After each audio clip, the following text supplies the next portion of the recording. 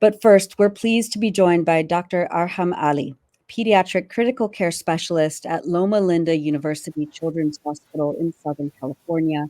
He just spent time in Gaza working at the Emirati Maternity Hospital in Rafah. Arham, thank you so much for being with us on the Electronic Intifada live stream.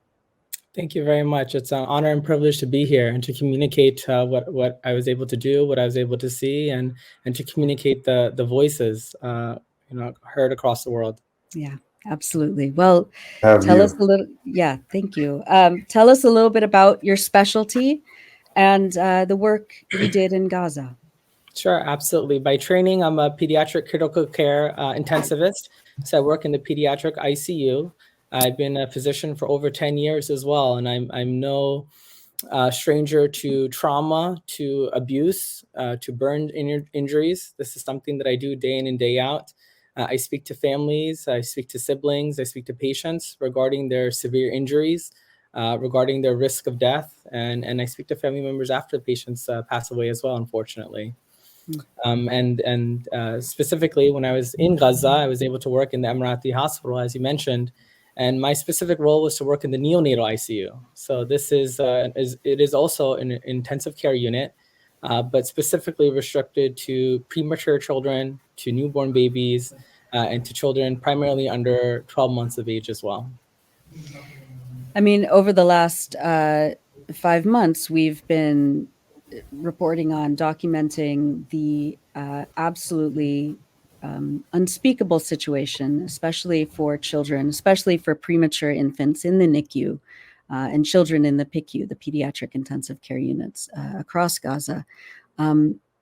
Give us a sense of what you saw and what was needed for these very, very small and vulnerable children. Thank you. Absolutely. I'll start off by stating that despite my years of training, my vocabulary does not encompass enough words to describe the atrocities and the devastation that's happening in Gaza right now for these young, innocent children, specifically for the newborn population. The hospital that I was working in the neonatal ICU, is now the largest functioning neonatal ICU in all of Gaza. And it's a 12-bed ICU, but quite often we will have up to 36, 40 patients inside of those 12 beds. So these patients are sharing incubators. They are in shared spaces, which you can imagine is devastating for infection control and for sepsis, and infection continues to spread.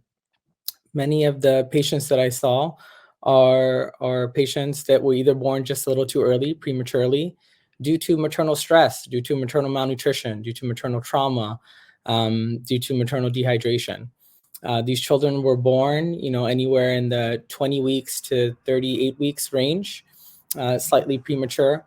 And many of them could have been treated and would have, beautiful lives. And we would see them into adulthood with some assistance, and perhaps they would be on the next show, and they would be our leaders for Palestine.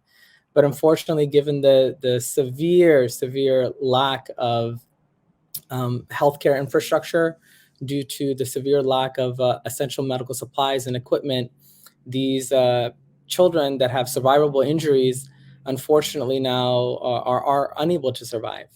Medications as simple as caffeine. It's a medication that's given either intravenously or orally, and it's given to premature children just to provide it as a stimulant to help them breathe. And this is a very common medication that's available here. It's very cheap, in the West, and widely available. But unfortunately, due to the shortage and due to the blockade of supplies entering into Gaza, we saw countless patients, unfortunately, pass away from simple apnea or lack of stimulation to breathe. Many of these cases are extremely devastating because, there was one specific instance in which I remember speaking to a mother, and she said that after 14 years, including IVF treatment, she finally had a child. And the child, had apnea prematurity, which the treatment is caffeine. The child was initially receiving it, but then unfortunately we ran out. And unfortunately, this beautiful child ended up passing away. And it was absolutely devastating for the entire healthcare staff, for the family as well. Dr. Arham, what we're seeing and what we're reading in terms of children starving to death. On Wednesday, the health ministry in Gaza said that 20 people have starved to death, including, according to the chief doctor at the 𝐤𝐿 𝐈𝐧𝐭𝐫𝐨𝐧𝐢𝐜 hospital, a baby that was 1 day old. Is it possible for a newborn baby to starve to death? What does it take for that to happen in terms of the health of the mother and the conditions that are around? Help us understand that. Absolutely, Ali. Thank you for bringing that up. And I think you hit the nail in the coffin here in terms of focusing on maternal health. So yes, it is possible for a 1-day child, to starve or to die from dehydration and malnutrition, but it stems from mom's nutrition. What was the maternal nutrition leading up or during the pregnancy? What was mother's nutrition peri-delivery? What were the circumstances of the delivery? Was there any bleeding that happened? Did the child require any blood transfusions, which are extremely limited? Was the child dehydrated? What kind of milk was the child able to have access to? Many of these mothers, unfortunately, given the stress, are unable to breastfeed their children, whether it's due to their own malnutrition and lack of nutrition, or whether it's due to the stress of the scenario, or many, as you know, many of these children are being born after their mothers have died, from some source of trauma. Even formula, preterm formula was a scarcity. We ran out of it, and we were giving preterm children regular infant, a neonatal formula, which does not have the appropriate nutrition and minerals and essential components for nutrition. And lack of water is also a severe consequence of this aggression right now as well. Earlier in the aggression, there was a time in which the intensivists had access to formula, but unfortunately no clean water. And they were, to make the formula, they were mixing the formula with seawater. And the amount of salt composition, you're essentially poisoning your patient. And we did not go to medical school. We did not do our years of training to poison our patients and to actively kill them. But these were the dire circumstances, and many children, newborn babies, young infants, are dying simply because of malnutrition and lack of clean food and milk. And for the infants who do somehow survive these circumstances, what does chronic malnutrition and this engineered starvation that Israel is imposing on Palestinians in the Gaza Strip, what does it do to the body, to a growing and developing body, especially at such a young age? How does what Israel is doing now impact a child's entire life? Yeah. So we know through lots of research and scientific analysis that children with restricted access to food, or those that are in food deserts, specifically here in the US, have chronic growth abnormalities. They have delayed neurocognition. They're unable to meet their maximum potential, both in terms of growth and in terms of neurocognition as well. They're at higher risk for infection. They are overall at a higher risk of morbidity and mortality. And food desert is a term that we use here in the United States, and it's one that refers to a lack of access to food or a lack of access to healthy food. When we talk about Gaza in specific, I think it's a little bit more severe, to say, food desert is not the appropriate term. This is inflicted starvation, targeted starvation for young innocent children. these children are exposed to adverse childhood events. They will have long-term consequences if they're able to live into childhood, into toddlers, and eventually into teenagers and into adults. The brain, the formation of the brain is very, very highly dependent on lipids and proteins, and kind of the wiring connections is, these are essential nutrients that are required. And if these children are unable to receive it, they will not be able to, form healthy, good, beautiful brains, unfortunately. Dr. Arham, talk about, you're at the Emirati hospital, which is in Rafah. As we know, Rafah is the southernmost city in Gaza. It's where more than 1 million people are currently seeking safety and shelter, ordered to go there by Israel from other parts of Gaza. And Rafah has, of course, not been spared from aerial bombardment and attacks. But from what we hear, it is the least affected in comparison to the devastation in the north and some of the middle parts of Gaza. And Israel is threatening a full-scale attack on Rafah.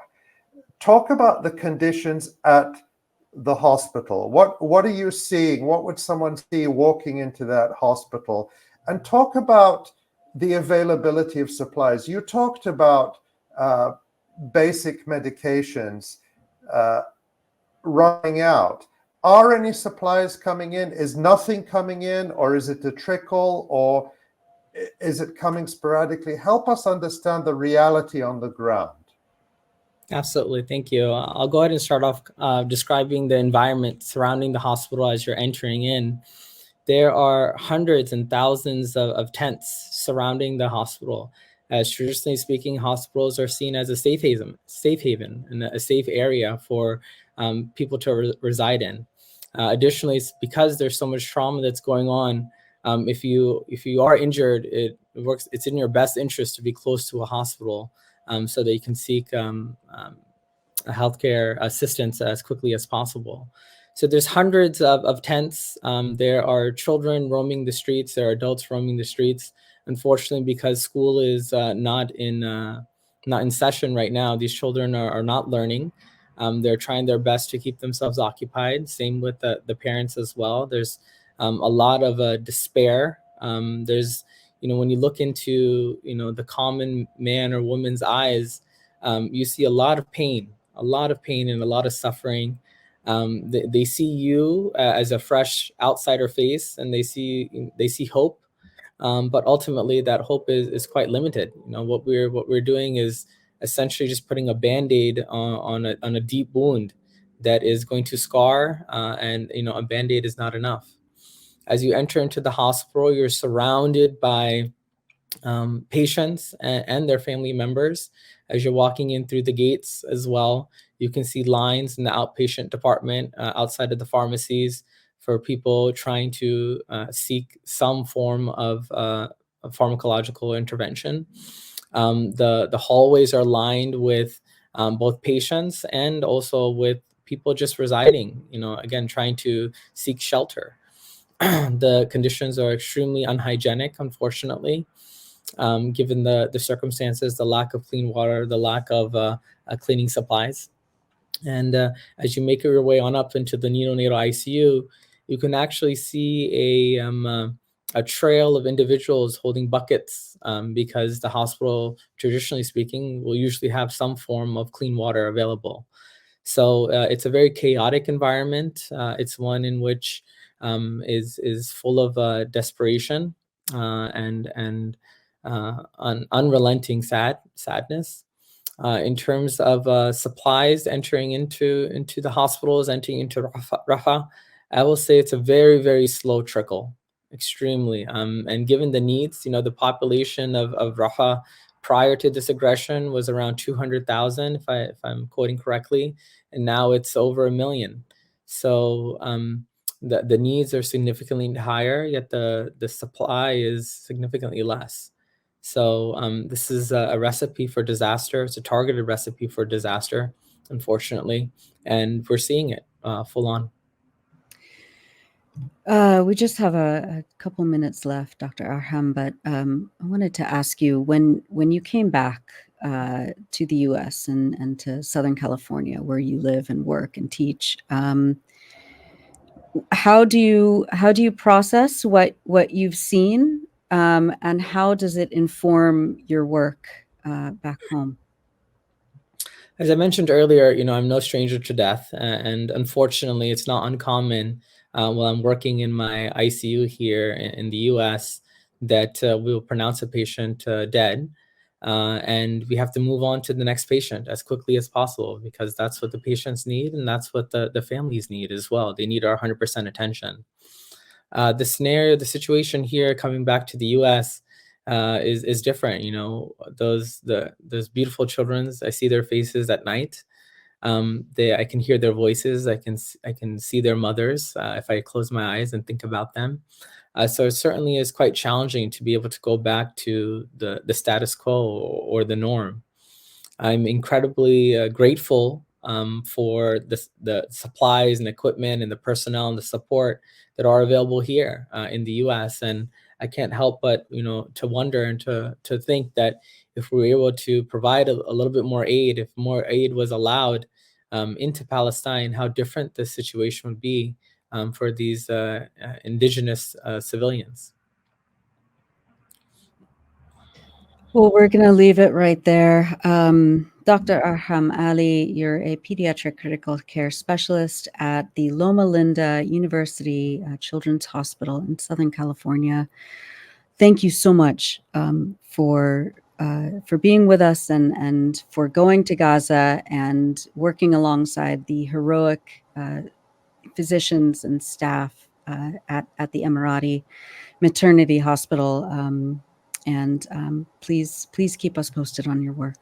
And thank you for speaking about your experience, because I really hope that, many of our colleagues who've come on the live stream have talked about, for example, the silence of the American Medical Association about the situation in Gaza.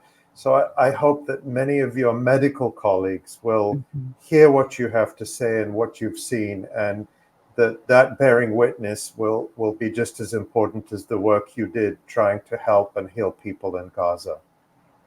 Thank you very much. If I could just send a quick message to my colleagues here stateside, and that's specifically for the pediatricians across the U.S. Just as a reminder, we are mandated reporters, and that means that we have to report all suspected and known instances of trauma or abuse to children, whether it be patients that we're taking care of in front of us or across the globe. So this is just a gentle reminder that we need to stand up for these children against their abusers and continue to provide care with empathy and compassion. That's beautifully said and so important. And I hope that your colleagues understand their mandate. Absolutely. Thank you so much, Dr. Arham. You're very welcome. Thank you. Thank you. Thanks for watching this video. Please subscribe to our YouTube channel, hit like, leave a comment. These engagements help us with the YouTube algorithm, and it helps us to get around Silicon Valley censorship as much as possible. It does make a difference. You can also support our journalism by going to electronicintifada.net and clicking on donate now. Thank you.